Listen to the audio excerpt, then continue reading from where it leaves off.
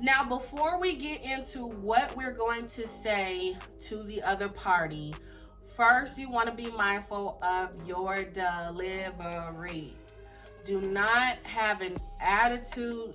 Some of us, unfortunately, have been in some very intense environments and we have been violated for real.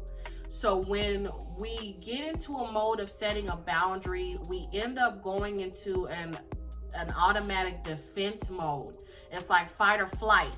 It's like, I feel like in order for me to get you up off of me because I'm feeling attacked, I'm going to have to attack you. Something that we can get out of. We can condition our minds not to feel like we're being attacked 24/7. So instead, when you get to a point where you're getting ready to set one of your boundaries, be mindful of your energy. Be mindful of your attitude. Be mindful of your delivery.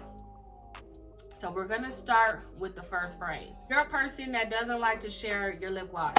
You're out and about with one of your friends and they go, do you got some lip gloss? I don't share my lip gloss. This is my absolute favorite one right here because it took me a long time. Guys, I wasn't in my 20s until I learned how to say this phrase to people, okay? Check this out. Somebody asks you a question that don't got nothing to do with them. They ask you a question about your bills. They're asking you a question about who you sleeping with. They're asking you questions about your baby daddy or your baby mama, right? Here we go. Ready? That's none of your business.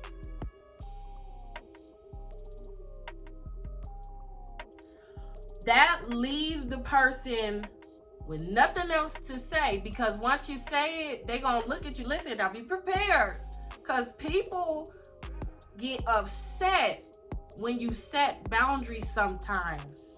They get real angry. Okay?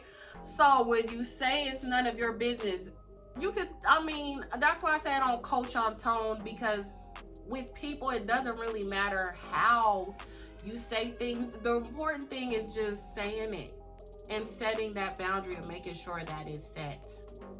Okay? That's none of your business. They're either going to say okay or they're going to get mad, but they will get over it. As long as they know moving forward not to ask you nothing like that again.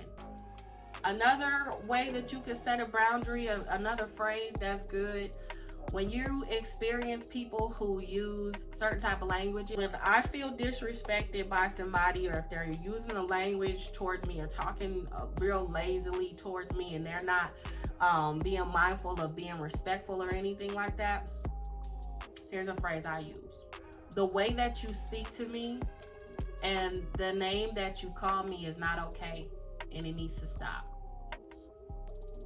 The most important thing I want you to get out of this is that it doesn't matter who you're talking to.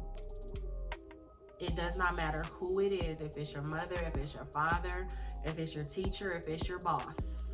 If there is anybody in this world that makes you feel some type of way or uncomfortable by the behavior that they are displaying to you, you have every human right to speak on it and to set that boundary to make sure that it doesn't happen again. Now we're going to get into how to maintain that boundary. That's the tricky part.